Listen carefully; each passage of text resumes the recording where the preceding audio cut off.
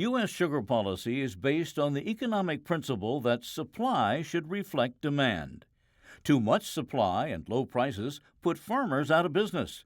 Too little supply and consumers get burned with high grocery bills. Here's how America keeps it balanced.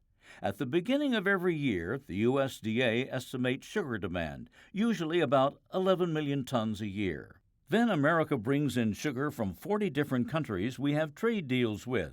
That's a minimum of 1.5 million tons. Add that to subsidized Mexican sugar that flows in through a loophole in NAFTA, and the total imports reach about 3 million tons. What's left of the market can be filled by U.S. farmers, and if they have a bad crop, more imports pick up the slack. That's it, no subsidy checks at all. The only time the government spends a dime is to deal with massive oversupplies, something that's extremely rare. Sugar policy cost nothing under the Farm Bill that ran from 2002 to 2007. It was a no-cost policy again for the Farm Bill, written in 2008 to last through 2012.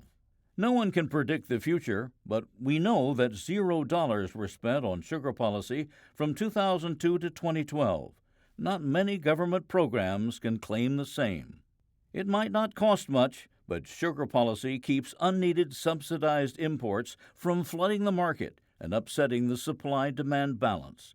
Global subsidies have made sugar the world's most distorted commodity market. And absent U.S. policy, those foreign subsidies would bankrupt efficient U.S. producers, leaving us fully dependent on imports. If you like being dependent on foreign oil, then you'll love depending on unreliable foreign suppliers for your food. That doesn't mean the American market is closed. America is the biggest sugar importer in the world. It also doesn't mean that U.S. consumers are paying a big premium at the grocery checkout. Grocery shoppers around the world pay on average 14% more for sugar than we do. U.S. food manufacturers also pay less for sugar than most of their foreign competitors, and low U.S. prices are remarkably consistent.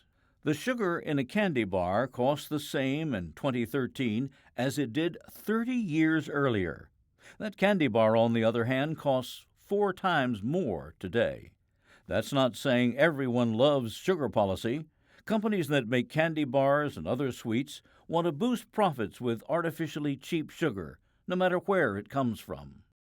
For years, big candy makers lobbied in favor of foreign sugar dependence.